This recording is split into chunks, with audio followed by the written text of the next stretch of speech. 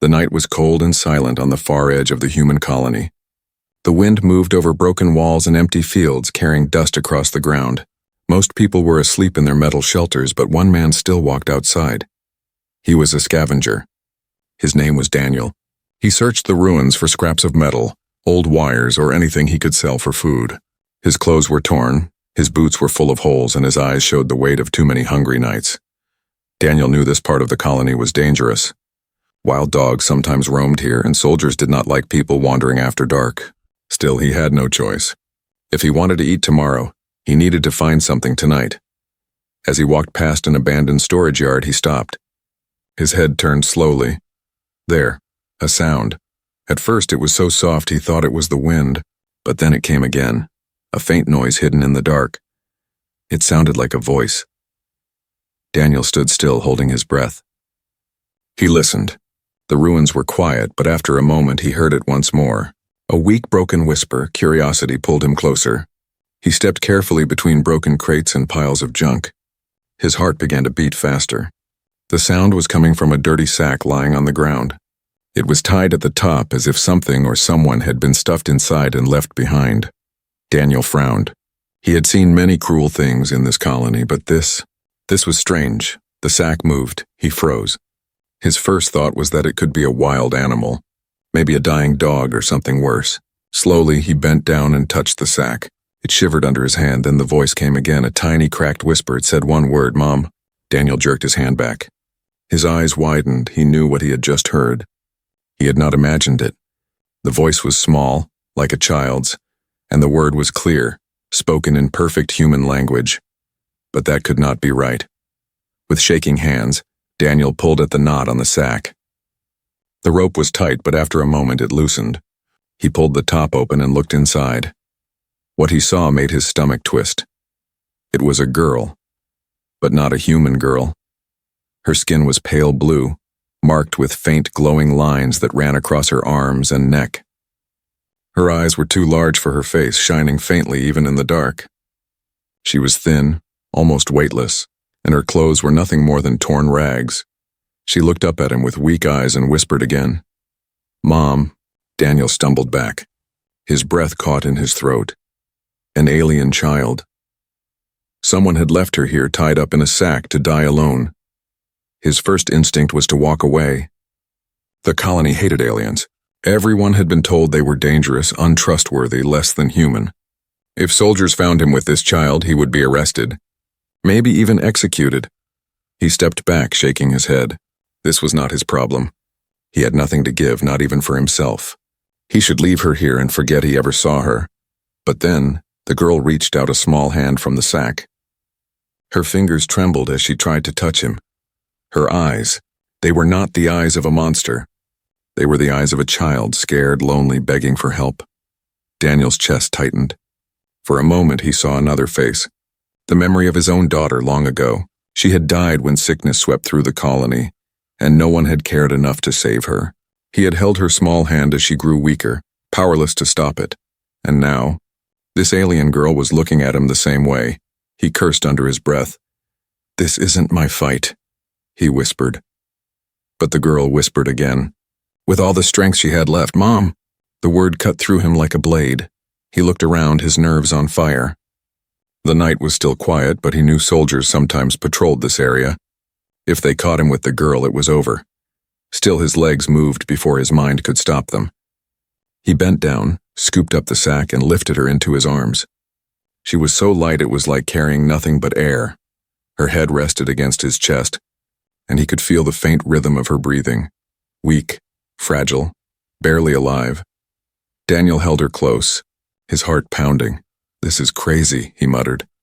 He turned and ran into the night, away from the storage yard, away from the colony lights, carrying the alien girl who should have been dead but was still whispering one word. "Mom." Daniel ran until his legs burned. The night air was sharp in his lungs, and every sound made him flinch. He carried the alien girl pressed against his chest, wrapped in the dirty sack. She was quiet now, too weak to speak, but he could feel her shallow breaths against his shirt. He stopped inside the shadow of a broken wall. His eyes darted around.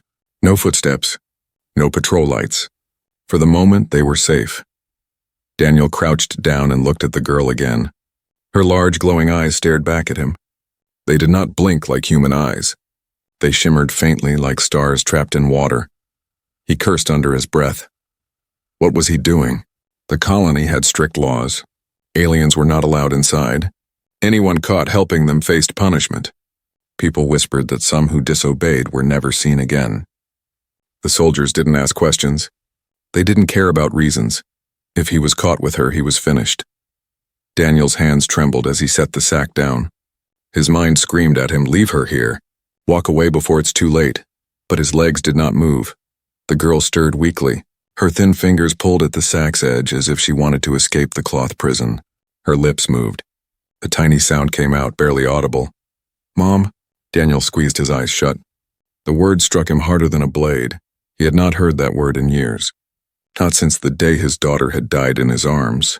He could still remember her small voice calling for him when the fever burned through her body. He had sat there helpless, begging for help, but no one had listened. Now this alien child was calling him the same way. "Stop it," he whispered, his voice harsh.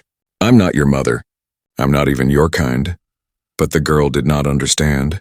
Her glowing eyes stayed on him. Her lips shaped the word again, softer this time, like a breath of hope. "Mom." Daniel felt something inside him twist and break. He knew he should walk away. It was the smart choice. The safe choice. No one would ever know he found her. But deep inside, a voice whispered something else. "If you leave her, you are no different from the ones who tied her in that sack." He pushed the thought away and stood. "I can't save you," he muttered. "I can't even save myself." The girl coughed, her small body shaking. For a moment, Daniel thought she would stop breathing altogether. Fear surged through him, and without thinking, he reached out and held her. She was ice cold. Too cold, his jaw tightened. He hated himself for hesitating, for caring. But he could not put her down. The sound of footsteps echoed in the distance. Daniel froze. Voices carried through the night. Soldiers. They said the creature was left here. "Orders are clear. Find it before dawn. No survivors." Daniel's blood turned to ice. They were hunting for her. He pressed himself against the broken wall, holding the girl close. His heart pounded so hard he thought the soldiers might hear it. The girl shivered in his arms. She buried her face against his chest as if she trusted him to protect her. "Damn it," he whispered. The soldiers' boots grew louder, crunching on gravel, moving closer. Daniel had only seconds to choose. If he dropped the girl and ran, he might live. If he kept her, he risked everything. His mind raced through the memories of his hard life. Nights without food, people turning their backs, the colony's cruelty. He had survived by being selfish, by thinking only of himself. That was how he was still alive. But when he looked at the girl again, he saw something that broke all those walls. He saw innocence. He saw trust. And he saw the one thing the colony had stolen from him long ago, the chance to protect someone who needed him. Daniel's decision came like fire in his chest. He pulled the sack tighter around her, shielding her small body. Then he slipped into the shadows, moving away from the voices. Every step was heavy with fear, but his resolve was set. He would not leave her. The soldiers passed nearby, their lanterns cutting through the dark. Daniel pressed himself against the wall, holding his breath. One wrong move and it was over, but the girl stayed silent. Not a single sound escaped her lips. It was as if even she knew that survival depended on this moment. When the soldiers' footsteps faded, Daniel let out the air he had been holding. His body shook, not from cold, but from the weight of the choice he had made. He looked at the girl again. She blinked slowly, her glowing eyes softening. Her lips curved just slightly, almost like a smile. Daniel whispered through clenched teeth, "You're going to get me killed." But deep inside, he knew the truth. For the first time in years, he felt alive. He tightened his grip on her and stepped deeper into the ruins, leaving behind the path of safety. His choice was made. There was no turning back. The night stretched on, darker and colder. Daniel moved through the ruins, carrying the alien girl in his arms. Each step felt heavier, not because of her weight, she was light as air, but because of the danger chasing them. Behind him, the sound of boots echoed in the distance. Soldiers. Their voices rose and fell like thunder across the empty streets. Spread out. "Check every corner!" It can't have gone far. "Orders are clear." Daniel pressed his back to a crumbling wall. His chest rose and fell quickly. He held the girl close, listening. The soldiers were hunting. Not just searching, hunting. The girl stirred weakly. Her glowing eyes opened halfway, shimmering in the darkness. She tilted her head, looking at him with trust that made his stomach twist. "Quiet," he whispered, his voice sharp but low. He tightened the sack around her to hide the faint glow of her skin. The soldiers were getting closer. Their lanterns threw sharp beams of light across the ruins, cutting through shadows like knives. Daniel crouched lower, holding his breath. A memory flashed in his mind. Years ago, he had been in this same position, hiding from soldiers during a food raid. Back then, he had been alone. No one had cared if he lived or died. Tonight was different. Tonight, something small and fragile clung to him, depending on him. He could not fail. The soldiers' voices grew louder. One of them kicked over a broken crate, the sound echoing like a gunshot. Daniel's pulse hammered in his ears. He slid along the wall, careful to stay in the deepest shadows. Every movement was slow, deliberate. His boots barely touched the ground. He had learned long ago how to move like a ghost, how to make himself unseen. But tonight it felt harder. Every time the girl shifted, he feared she would cry out. Every time the sack rustled, he imagined soldiers turning their heads. "Over here," one soldier shouted. Lantern light swept dangerously close. Daniel ducked behind a pile of rubble, clutching the girl to his chest. His breath came fast, but he forced himself to stay still. He could hear their boots now, just a few meters away. One soldier's voice rang out. "Strange. Did you hear that?" Daniel's heart froze. The girl moved. He felt her lips against his chest. A whisper came, faint but clear. "Mom." Panic surged through him. He pressed his hand gently but firmly over her mouth. "Not now," he begged in a whisper. "Please, not now." The soldier stopped. Silence spread across the ruins. Daniel's muscles tensed. If they came closer, it was over. He would have to fight, and he knew he couldn't win. Seconds stretched like hours. Then one soldier laughed. Just the wind. Nothing here. Their boots shifted. The sound of footsteps moved away. Lantern light faded. Daniel let out a shaky breath. His hand trembled as he pulled it away from the girl's mouth. She blinked at him, unaware of the danger she had almost brought. "You're going to kill me," he muttered softly, but the words held no anger, only fear, and something else he did not want to name. He waited until the soldiers' voices were distant again. Then he stood and continued moving deeper into the ruins. The colony's old mining tunnels were not far. If he could reach them, he might find shelter for the night. Few dared to go inside those tunnels anymore. Stories of collapses and strange creatures kept people away. That made them perfect for hiding. But the path there was long, and the soldiers would not give up so easily. As he walked, he thought about the girl's word. Mom. Why did she keep saying it? Who had taught her human speech? And why abandon her like trash in a sack? Nothing made sense. He looked down at her again. Her eyes were closed now, her breathing shallow. She looked close to death. For a moment he wondered if saving her had only delayed the inevitable. The thought struck him like ice. If she died in his arms, what would that mean? That his choice had been meaningless? That he had risked everything for nothing? No, he whispered fiercely. You're not dying. Not tonight. He shifted her weight and moved faster, weaving through alleys and ruins. Behind him, the faint shouts of soldiers rose again. They were spreading out, searching every shadow. The hunt had only begun. Daniel's lungs burned, his legs ached, but he pushed forward. He knew one truth: if he stopped, they would be caught. And if they were caught, the girl would not just die, she would be erased. By the time he reached the edge of the mining tunnels, the horizon was already glowing faintly with the first light of dawn. The ruins stretched behind him like a battlefield. He stepped into the black mouth of the tunnel, the air inside cold and damp.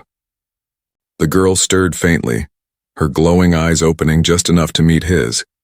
For the first time, Daniel whispered words he did not expect from himself.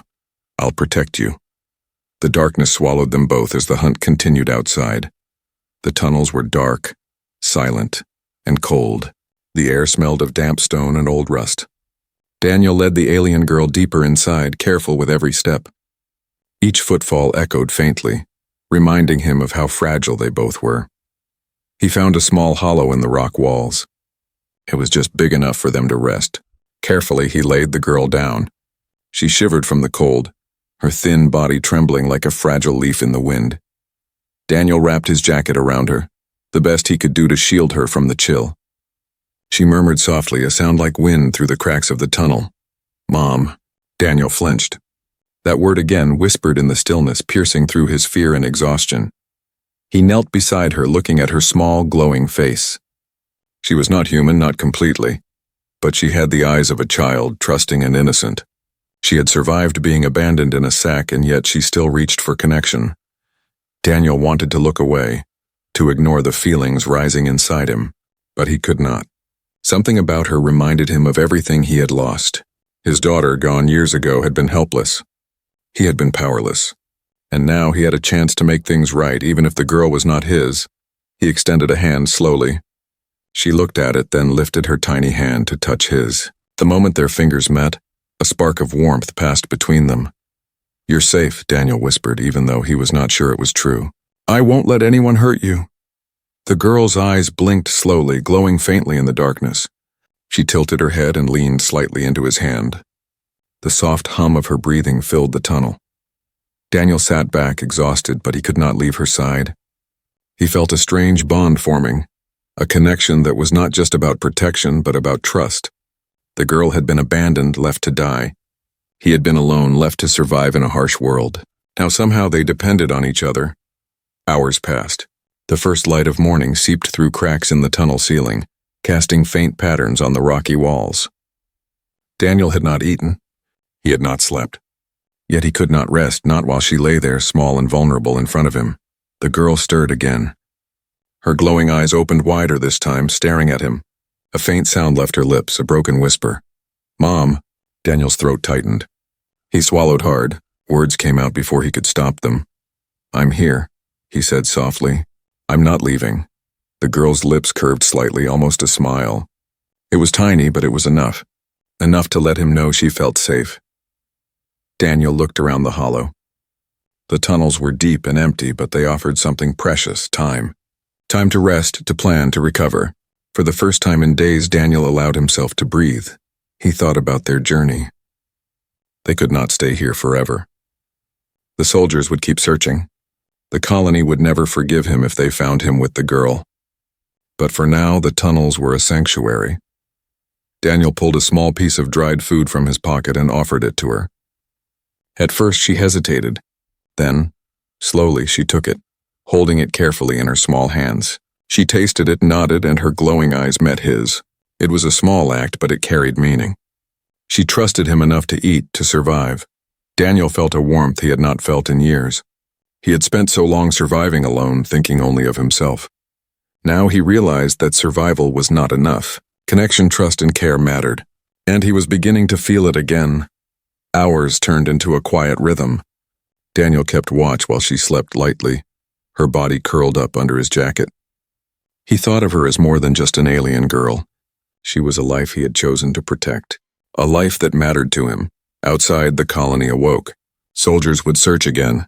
The world was still dangerous, still cruel. But inside the tunnels, there was something rare, a bond that gave Daniel a reason to fight, a reason to keep moving forward no matter what came next. He stroked her small hand gently. "We'll get through this," he whispered. "Together." The girl stirred, resting her head against his chest. Her glow dimmed as she relaxed, trusting him completely for the first time. Daniel sat there holding her, feeling the fragile weight of responsibility and the growing strength it gave him. For the first time, he understood something he had forgotten.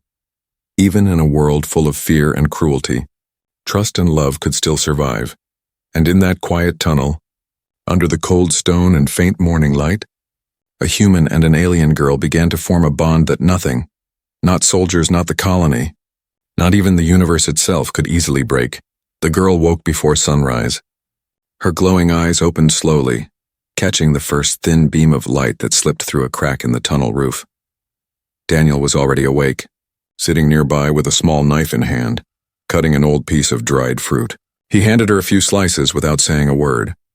She took them with slow hands as if she didn't know whether she was allowed to. "You can eat," Daniel said softly. "You don't need permission." The girl blinked. Her mouth opened, then closed again. She looked down at the food, then up at him. "Thank You, she said. Daniel paused. Her voice was soft, slow, but clear. And human. He leaned forward. You know more words? The girl hesitated, then nodded. She touched her chest. Name. Sarah. Sarah, he repeated. It didn't sound human, but she had made it sound gentle. Daniel's voice lowered. Where did you learn to speak like us? Sarah looked away. For the first time since he found her, her body seemed to shrink. Not from cold, but from memory. From pain, Daniel waited. He didn't push. If she wanted to speak, she would. Finally, she touched her own temple with 2 fingers. Tess, she said. Machines, lights, people. Inside my head. Daniel felt a chill move through his spine. Humans? He asked. Sarah nodded. Big place. White walls. Bright eyes. Cold hands, he understood. Not all at once, but enough. She had been taken. Captured. Not treated like a child or even a living being, but a thing. What did they want from you? He asked. Sarah closed her eyes as if remembering hurt. They had asked questions. Over and over, who I am, where I come from, why I glow. They said, teach me speak. Teach me think. Like human. Her voice trembled on the last words. Daniel stared at the ground. He had heard stories about the labs, hidden places where colony scientists worked on secret projects. Most people didn't believe those stories, but he had always suspected they were true, and now the proof was sitting in front of him. A child, not human, but no less alive.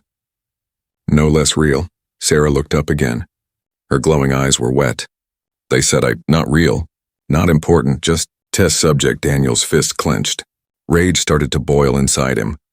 And when they were done, they put me in sack, she whispered. Said I too slow, not useful. Leave me far away. No one care. Daniel stood. He needed to move. He walked a few steps, hands on his head, trying to control his breathing. He had lived in the colony his whole life. He had seen injustice, people thrown aside, forgotten. But this was worse. A child, used like a machine, then tossed out like trash.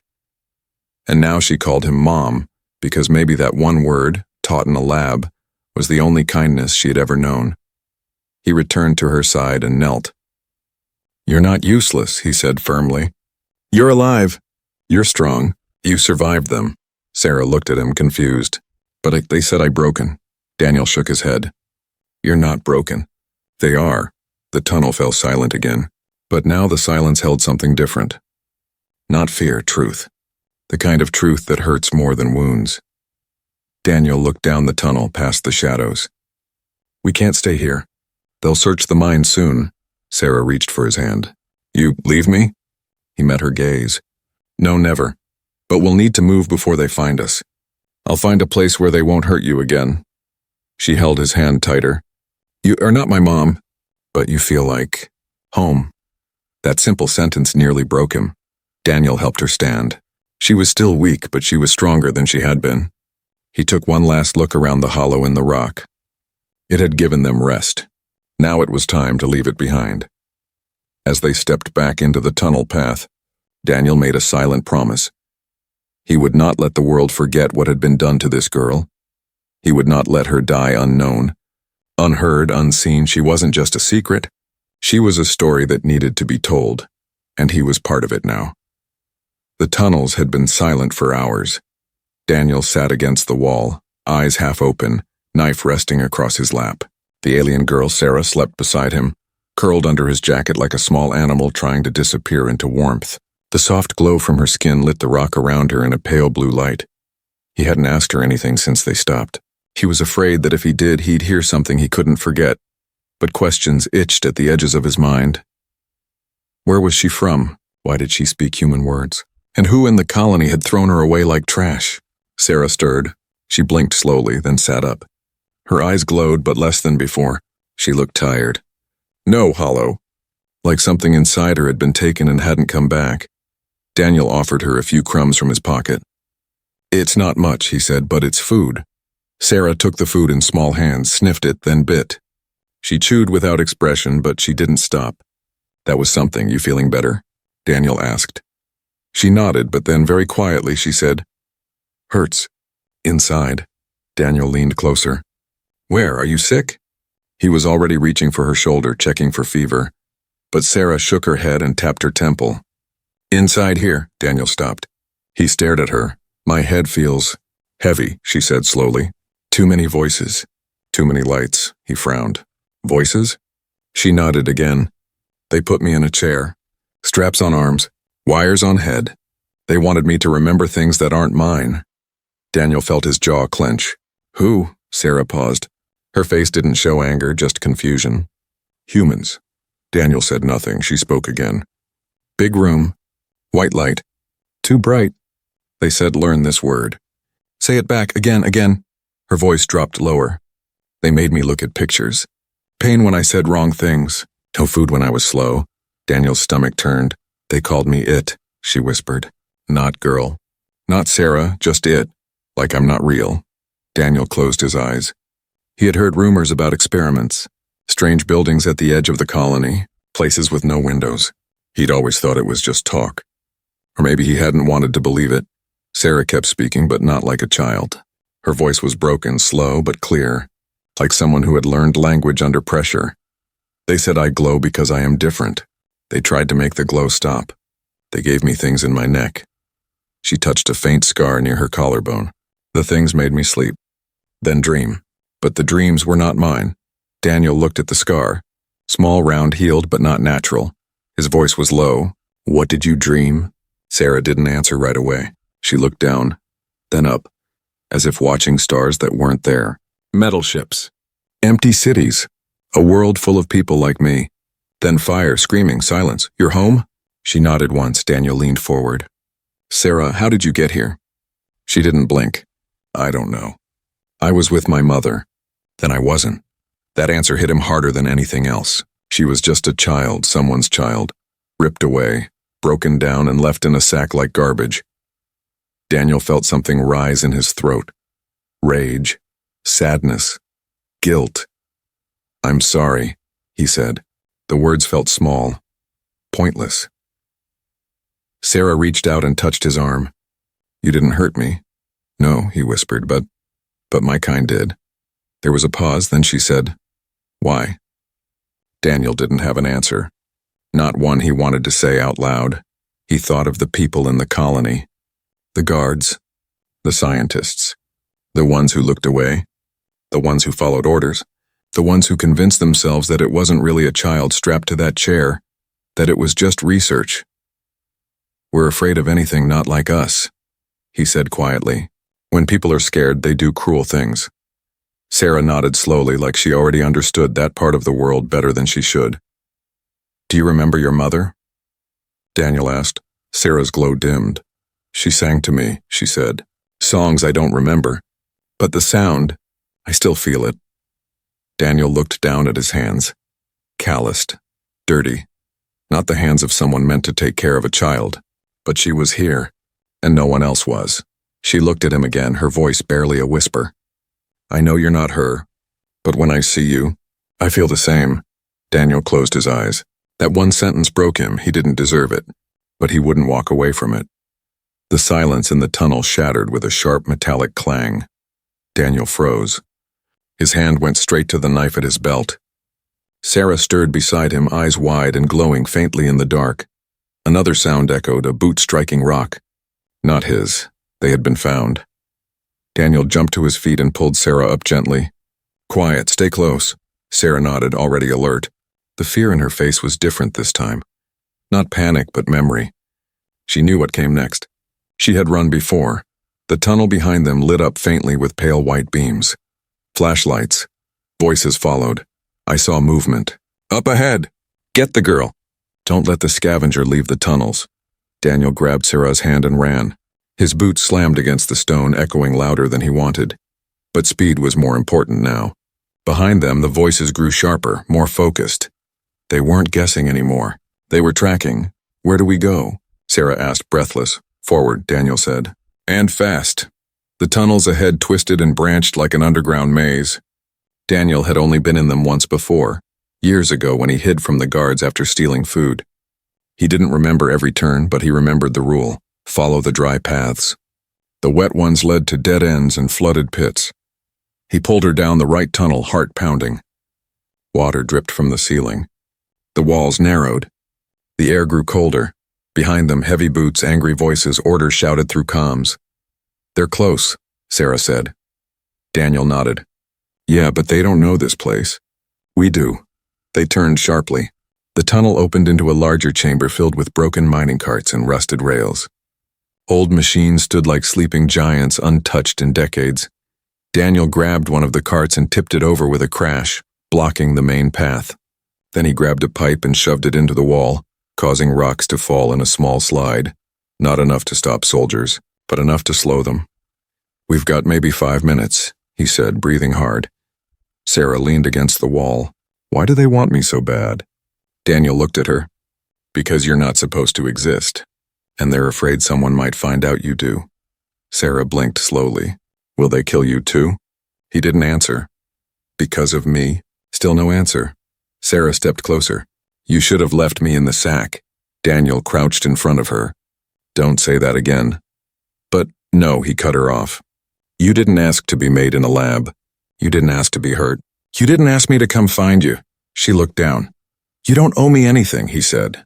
"But I owe you the truth. You deserve to live. Not in hiding, not in fear, not as a secret." A faint sound cut him off. Boots again, closer, louder. The chase wasn't over. Daniel grabbed Sarah's hand. "Time's up, move!" They ran down a narrow tunnel lit only by Sarah's soft blue glow. The rock turned slick and uneven. The ceiling lowered. Daniel had to crouch, pulling her through tight gaps. Their hands were scraped. Their knees hit rock, but they kept moving. Behind them, a voice shouted, "They're in Shaft C!" "Cut them off at the far end." Daniel's heart dropped. The soldiers were mapping the tunnels faster than he thought. He took a sharp left and then another, zigzagging through half-collapsed paths until the air grew colder. A stale wind blew from ahead. "There," he said. "That leads to the old exhaust shaft. No one uses it anymore." "But it's steep," Sarah said, remembering. "Slippery, I know." He gripped her hand tighter. "Hold on. Don't let go." The two of them slid down a rocky slope, nearly tumbling, but they didn't stop. The shaft was rough and vertical in places. Daniel used old pipes and cables to lower them deeper. His muscles burned. His breath was short, but he never let go. Gunfire echoed far above. Just one shot fired into the dark. A warning, a message. They weren't trying to capture anymore. They were ready to kill. By the time Daniel and Sarah reached the bottom, they were bruised, cut, and breathless, but alive. They stepped into a vast underground chamber filled with broken generators and thick layers of dust. No one had walked here in years. It was safe. For now, Daniel dropped to his knees and laughed once, dry and bitter. "We lost them." Sarah collapsed beside him. "What if they find this place too?" Daniel looked around. "They won't. No maps show this part. It was sealed off during the last collapse. Only old miners remember it." Sarah curled up beside a broken beam. "I'm tired." "I know," Daniel whispered. "Me too." He looked up at the cracked stone above. No stars, no sky. But he had never felt closer to doing something that mattered. "They won't stop," he said. "Not until you're dead or back in that chair." Sarah didn't respond. She was already asleep. Daniel leaned back, eyes wide open. Let them come, he thought. Let them try. The underground room was still. Dust hung in the air like fog, and the only sound was Daniel's slow breathing. Sarah slept beside him, curled up under a blanket made from his jacket. Her glow had dimmed to a soft pulse, faint but steady. Daniel sat with his back against a rusted machine. His body ached, his mind sharper than ever. They couldn't run forever. The tunnels had saved them for now. But sooner or later, the soldiers would find this place too. He looked around the chamber. Giant engines, broken monitors, metal doors sealed shut with decades of rust. This had once powered something important. Now it was just a tomb for forgotten machines. But Daniel saw something else. He stood and walked to a corner where thick power cables snaked along the walls. One of the generators had been ripped open years ago, but another was half intact. Its lights were dead, but its frame was untouched. Daniel knelt down and opened the panel, still connected. Maybe. He grabbed a wrench and started working. When Sarah woke, Daniel was sweating, crouched in front of a dusty console. "Are we leaving?" she asked. "No," Daniel said. "We're not running anymore." Sarah sat up, confused. "But the soldiers, they'll find us. Not today, maybe not tomorrow, but soon. And when they do, I want the world to see what they've been hiding." She tilted her head. "How?" Daniel pointed at the console. This chamber used to be a relay station. Old mining broadcast system checks. But if I can power it up, I can send a message. Not just to the colony. Off-world, beyond the planet. Sarah's eyes widened. You want others to know I'm real? Daniel nodded. I want them to see you, hear you, and know what they did to you. She looked down. But what if they don't care? Someone will, he said. Someone has to. Hours passed, Daniel rewired old panels.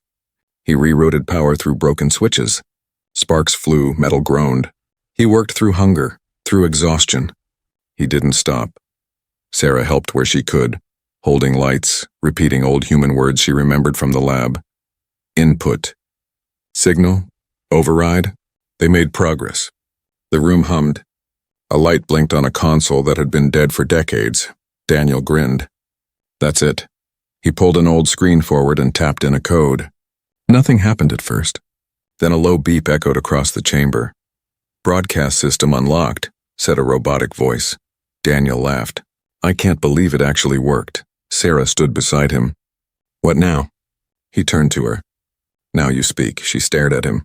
Me? Daniel nodded. They tried to silence you, but not this time. Sarah hesitated. Then slowly she stepped up to the panel. He pressed a button. It's live. Say whatever you want. She leaned forward. Her glowing fingers touched the microphone. For a moment there was only silence, then she spoke. My name is Sarah, she said softly. I was taken, hurt, used, but I am alive. I am not a machine. I feel, I dream. I remember, her voice grew stronger. I do not hate you, but I want the truth to be known. Not just about me, about others, because I am not the only one. Daniel felt something deep inside him shift. Pride, pain, hope. Sarah stepped back. The message was sent. Out into the dark, into the stars. The celebration didn't last long. The sound of metal on stone echoed down the tunnel. Boots, dozens of them. Daniel turned. They're here. Sarah stood still, glowing brighter than before. We don't have weapons, she said. No, Daniel agreed. But we have the truth. He moved to the far door and opened a rusted panel. Behind it, a fuse bank connected to the generator. High voltage discharge, I can overload it, he said. Not enough to kill, but enough to blind them, knock them down. Give us a chance. Sarah walked to his side. What if it hurts you? Daniel smiled. I've already made peace with that. Footsteps grew louder. Flashlights danced on the tunnel wall. Sarah stepped forward. Her glow flared, filling the room. No more running, she said. Daniel pulled the final switch. Sparks erupted from the ceiling. Light burst through the walls. As the soldiers poured in, blinded by the sudden flash, Sarah raised her hand. Her body glowed like a star. And for the first time, Daniel saw it. Not just fear or survival in her eyes, but power. Not the kind they had forced into her. Not the kind they feared. Her own, real, living, free. 1 hour later, the broadcast had gone out. Not just to the colony, but off-world, bouncing between old satellites picked up by long-range traders, maybe even military patrols. The truth was no longer a secret, and Daniel was gone. They had taken him, dragged him out, beaten, arrested, vanished, but Sarah escaped. She remembered everything he said, and she had one thing they could never take: his voice.